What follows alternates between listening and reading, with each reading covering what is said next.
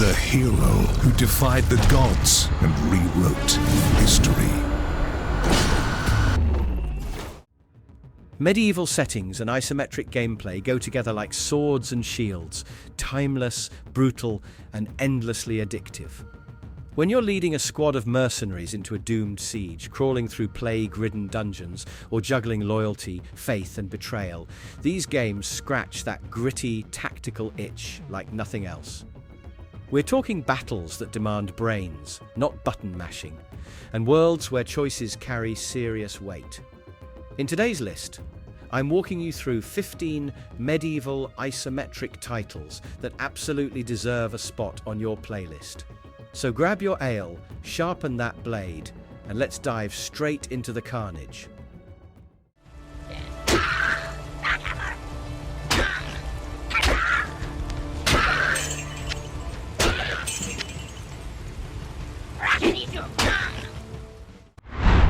Diablo II.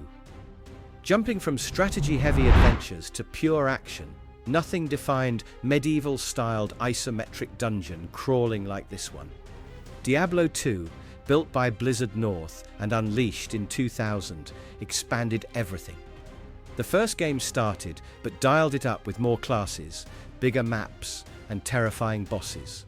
Set in the dark fantasy world of Sanctuary, the story follows the trail of the corrupted Dark Wanderer as you try to stop Diablo's brothers, Mephisto and Baal, from unleashing total ruin. Remember your first run through Act 2, trudging through Lut-Golin's desert tombs? It felt massive compared to Diablo's claustrophobic cathedral. Gameplay is a loot-driven cycle of slaying monsters, collecting gear, and building out one of the 5 original classes: Amazon, Necromancer, Barbarian, Sorceress, or Paladin. The Lord of Destruction expansion in 2001 added 2 more, the Druid and Assassin, plus an epic Act 5 climbing Mount Ariat. Randomized maps, hardcore permadeath mode, and a wildly addictive loot system made every session unpredictable. Multiplayer through Battle.net let up to 8 players tear through hordes together, a huge leap for the time.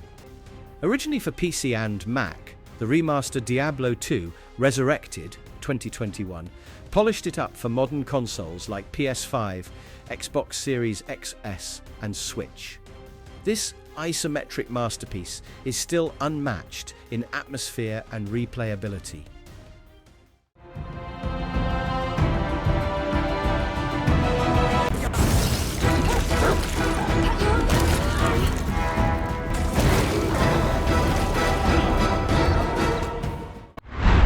Pathfinder Kingmaker. Instead of just crawling through dungeons, this one asks you to actually run a kingdom. And trust me, I didn't realize how addictive that could be until I got pulled in. Developed by Russian studio Owlcat Games and published by Deep Silver in 2018, Pathfinder Kingmaker takes the tabletop Pathfinder RPG and reworks it into a massive isometric adventure. It all began as a Kickstarter project, and later updates plus DLCs like Varnhold's Lot expanded it into a truly sprawling package. The story kicks off in the lawless, stolen lands, where your custom-made character is handed a barony after toppling a bandit leader. From there, it snowballs into political intrigue, invasions by trolls and fae, and eventually a showdown with the tragic nymph Nerissa and her patron, the Lantern King. I loved how your choices didn't just shape your character's morality, they decided the fate of an entire realm. Gameplay is classic CRPG, with an isometric camera and combat that can switch between real-time with pause and full turn-based. On top of tactical battles, you manage your territory, appointing advisors, making laws, and expanding settlements. It's a mix of Baldur's Gate-style adventuring and Kingdom Sim that eats up dozens of hours. Playable on PC, Mac OS, and Linux, with console ports arriving later, it's a deep dive into medieval fantasy that feels both old school and fresh.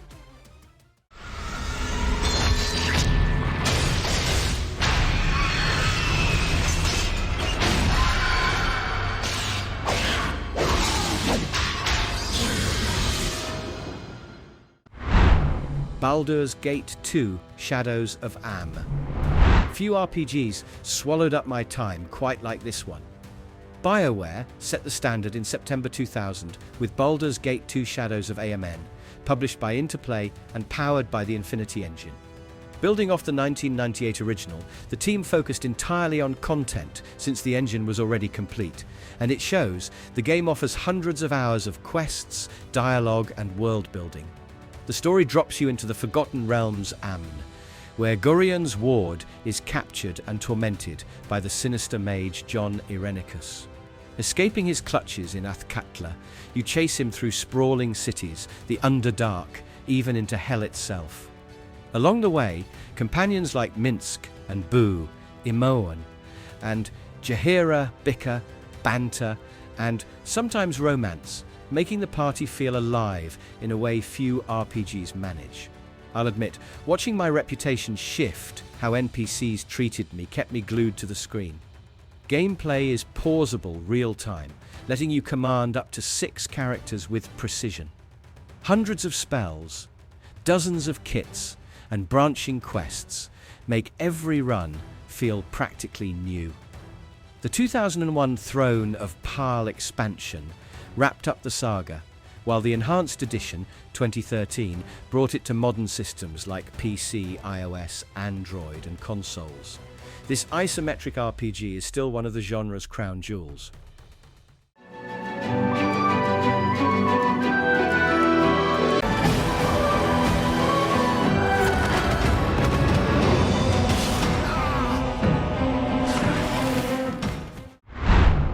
Divinity Original Sin 2.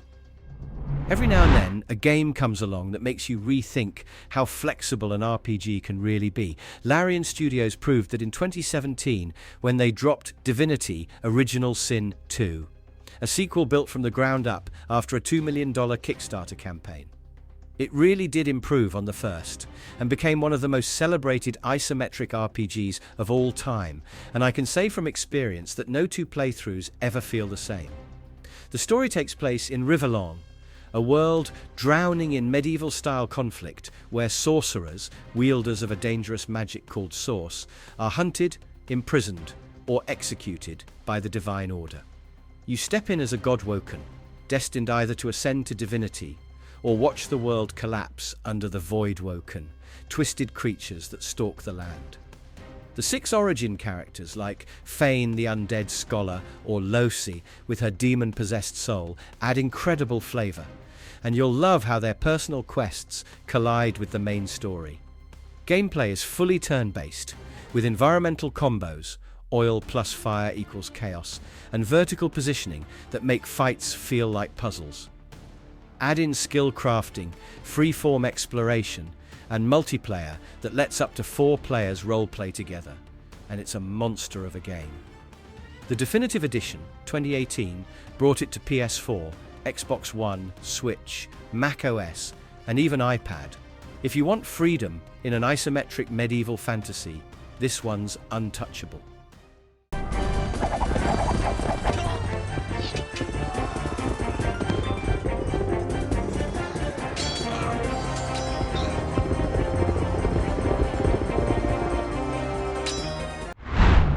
Age of Empires 2. Here's where strategy and medieval history crash together in the best possible way. Ensemble Studios delivered Age of Empires 2, The Age of Kings in 1999, and it immediately set a new gold standard for real-time strategy. Microsoft handled publishing duties, while the Genie engine gave the game its distinct isometric look and smooth play. And if you still remember booting it up as a kid and suddenly spending 6 hours building castles and forgetting dinner, you, sir, are a legend. The game spans 1,000 years of history, letting you guide one of 13 civilizations through the Dark Age, Feudal Age, Castle Age, and Imperial Age.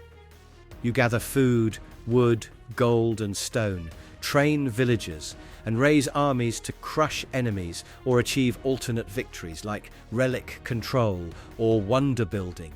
Campaigns based on real figures, Joan of Arc, Saladin, Genghis Khan, Barbarossa, and William Wallace.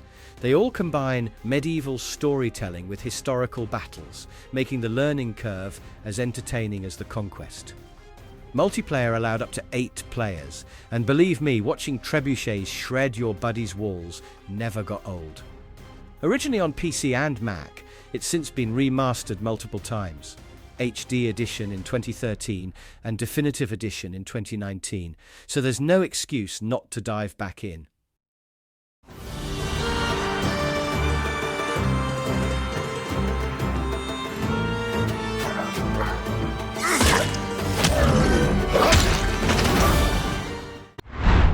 Wartales. Sometimes medieval RPGs hand you epic prophecies and chosen one narratives. This one just hands you a hungry band of mercenaries and tells you to make rent.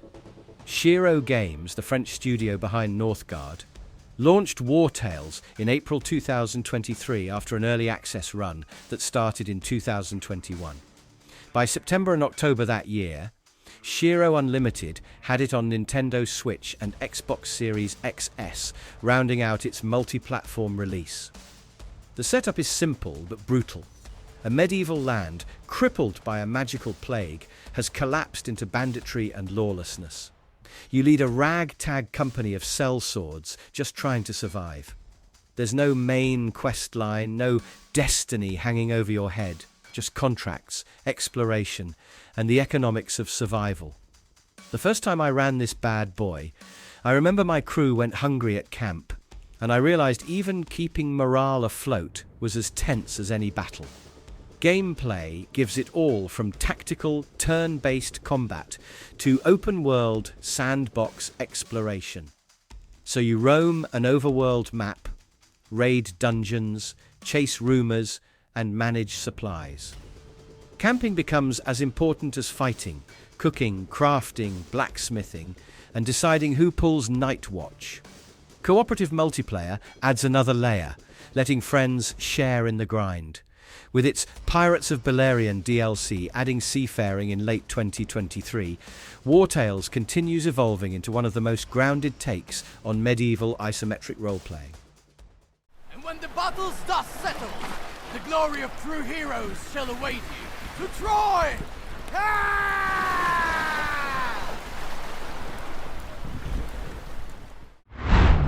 Achilles Legends Untold. Not every medieval isometric game sticks to knights and castles. Sometimes it dives straight into myth. Dark Point Games, a Polish studio, brought Achilles Legends Untold to early access in 2022, before launching the full version on PC, PS5, and Xbox Series XS in 2023. Ports later expanded it to PS4 and Xbox One in September 2024, and even the Switch in January 2025. The plot kicks off after the Trojan War, where Achilles meets his end, only for Hades to yank him back from the underworld with errands to run. Tasks include hunting down missing gods like Hephaestus, all while untangling a world caught between mortals and Olympians. I have to admit, seeing Achilles framed as a reluctant servant of Hades adds a neat twist to the usual glorious hero portrayal. Gameplay draws inspiration from Souls-like combat, stamina-based strikes, dodge rolls, and carefully timed combos. Enemies punish sloppy moves, while a skill tree fueled by tokens lets you expand Achilles' arsenal with new abilities. Loot elements inspired by Diablo add a grindy layer, pushing you to tweak builds. Though reviews were mixed, the concept, Greek mythology meets isometric Souls-like combat, makes this one worth experiencing for fans of mythic medieval fantasy. I know you've seen it, traveler. You can run from it. Last Epoch. This next game dares you to hoard loot across timelines. 11th Hour Games first teased it with a Kickstarter demo in 2018, followed by early access in 2019. After years of delays, including scrapping its Mac client in 2020 and winding down Linux support in 2024, it finally launched in February 2024 with Standard, Deluxe and Ultimate editions. At release, over 250,000 players were tearing through dungeons at once. The plot unfolds in Etera, a world splintered into multiple timelines. Instead of a single medieval fantasy backdrop, you hop between ages, ancient empires, ruined apocalypses, and everything in between. It's all about stopping the void from consuming reality, but the way each era reshapes enemies and environments keeps exploration fresh. And trust me, you'll love how time travel isn't all story dressing here. It feeds directly into progression and replayability. Gameplay is an isometric loot-driven ARPG, mixing hack-and-slash combat with deep character customization. Players pick from 5 base classes that branch into 15 masteries, and the crafting system lets you fine-tune weapons and armor instead of relying only on RNG drops, while the multiplayer beta in 2023 added co-op to the grind. Available on PC via Steam, Last Epoch feels like a modern ARPG, built for players who want both Diablo's punch and Path of Exile's depth, with the bonus of bending time itself.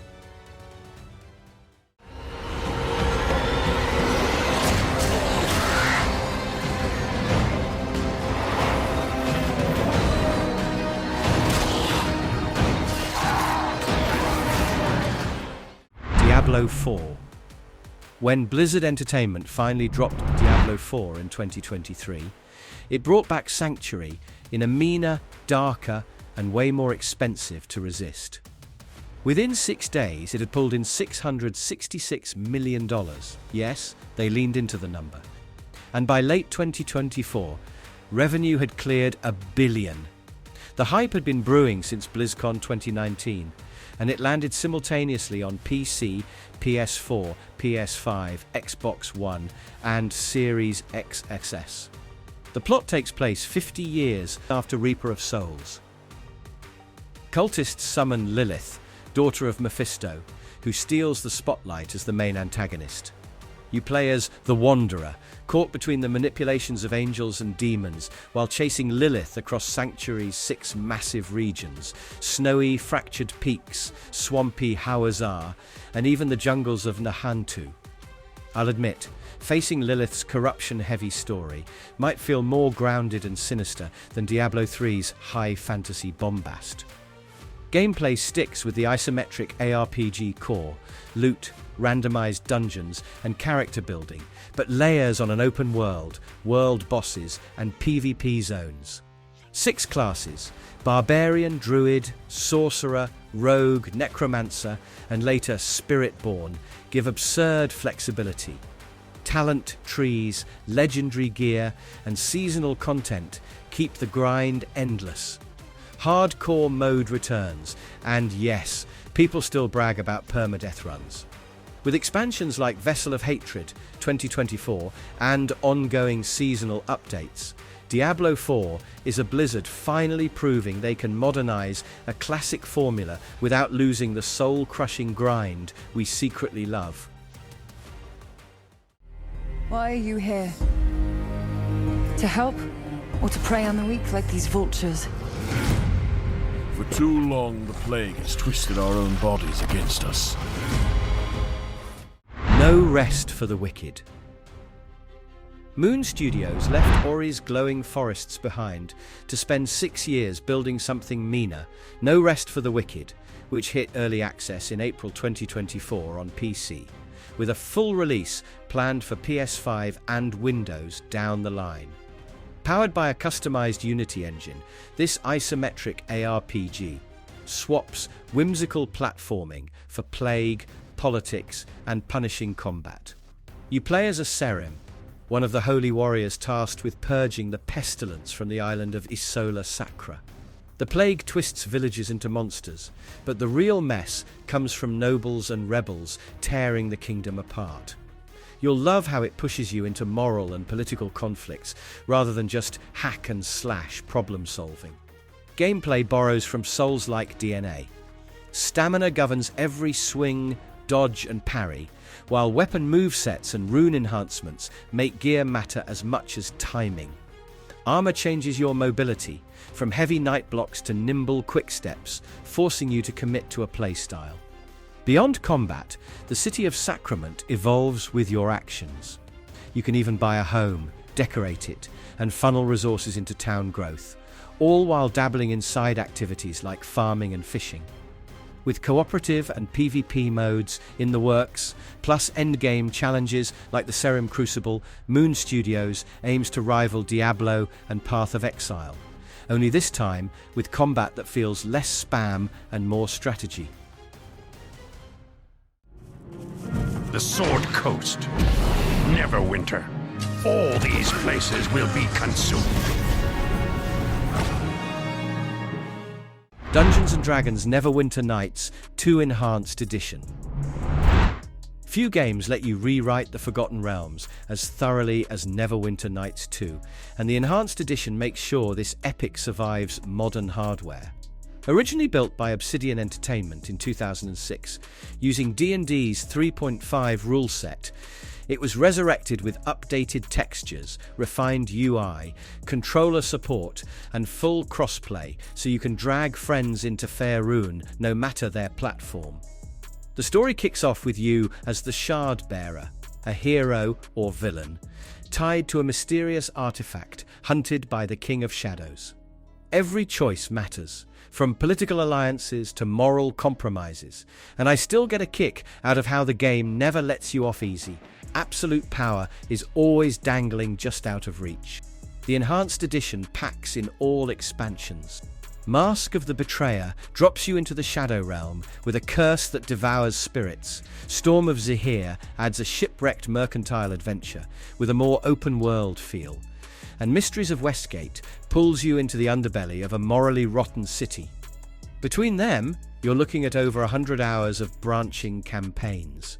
On top of that, the Dungeon Master mode lets you craft custom adventures or download player-made modules, keeping the isometric magic endless. For fans of tactical party combat, dice roll mechanics, and raw narrative freedom, this one's a treasure worth revisiting.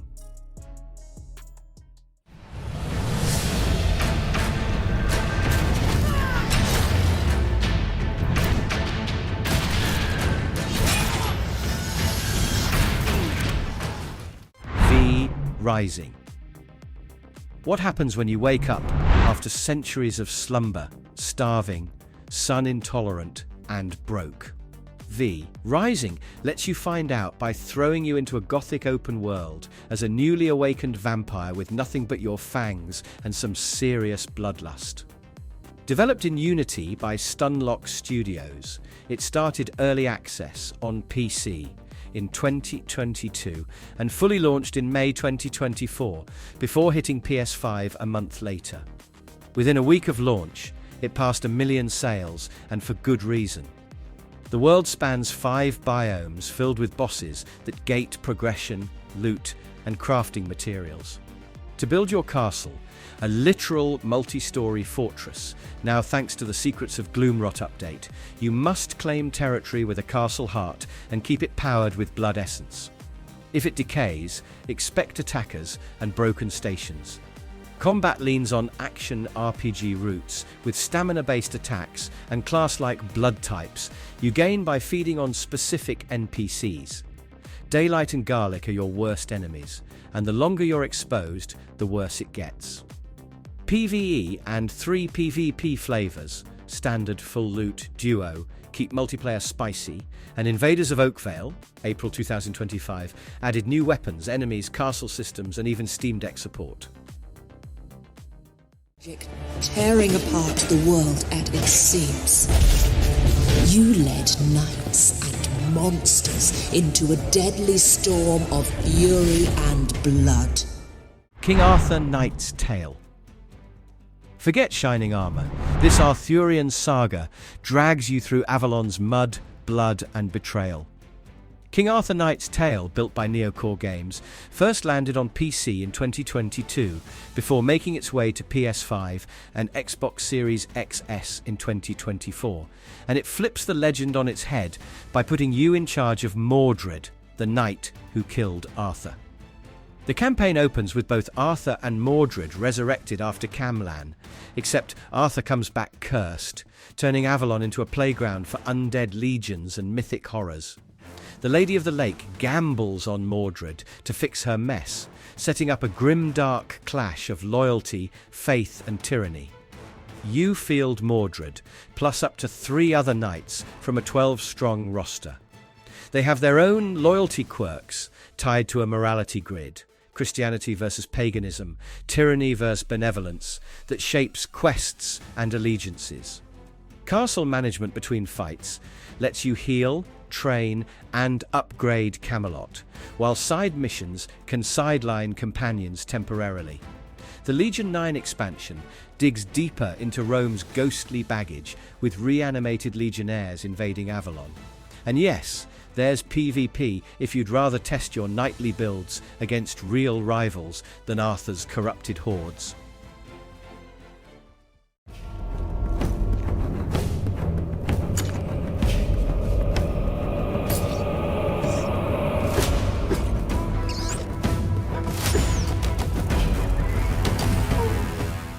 Drova Forsaken Kin. Some RPGs hand you a sword and call it a destiny. Drova Forsaken Kin tosses you into Celtic ruins with nothing but stubbornness and the promise that nature itself hates your guts.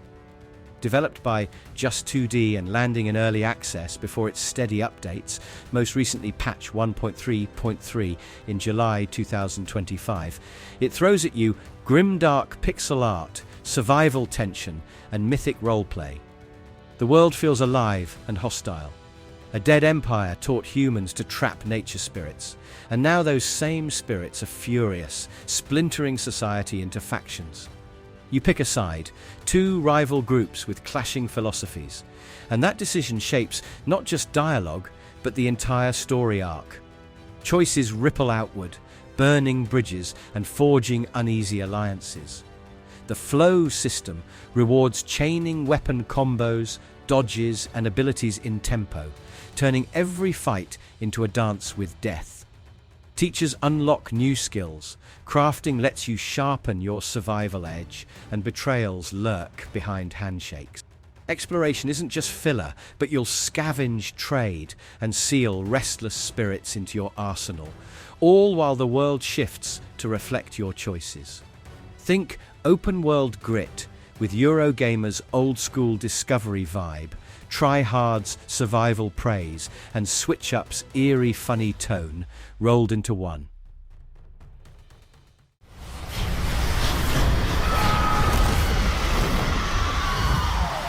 Staining their strands with darkness.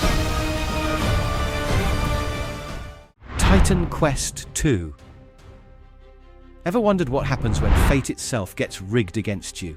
That's the hook in Titan Quest II, Grimlore Games' modern sequel to the 2006 classic, now under THQ Nordic's banner. After finally hitting early access in August 2025, this myth-soaked action RPG wastes no time throwing players against Nemesis, the vengeful goddess rewriting destiny's threads to snuff out opposition. Character growth hinges on 4 core attributes: might, agility, knowledge, and vigor, plus 3 secondaries that fine-tune your build. But raw stats are only the backbone. The heart lies in the mastery system, where you pick 2 out of 4 disciplines to define your playstyle. Maybe you're a lightning-flinging storm savant, or a brutal warfare brawler. Either way, modifiers let you bend each skill into your own flavor of carnage. Combat is crisp, emphasizing 2 attack types, barriers, and dodge mechanics to keep encounters tactical instead of spammy. Exploration remains central. Side quests, hidden bosses, and fat loot caches lurk in every corner of its sprawling mythological maps. This sequel almost never existed. Iron Law tried back in the late 2000s, but funding collapsed. Now, Grimlaw of Spellforce 3 fame is carrying the torch, planning a full release across PC, PS5 and Xbox Series XS in 2026. And that's all about 15 medieval isometric games that prove strategy, atmosphere and pure grit still hit harder than the shiniest AAA spectacle. Each one offers a different flavour of medieval mayhem, some steeped in political intrigue, others drenched in blood and iron, but all ready to eat hours of your life without apology. I had a blast revisiting these worlds, and I hope a few new names made it onto your radar. Which of these will you play first? Or did I miss your all-time favourite? Drop it in the comments. I'd love to hear your picks. But don't cut it short. Tell us the whole story. Tell us about hope.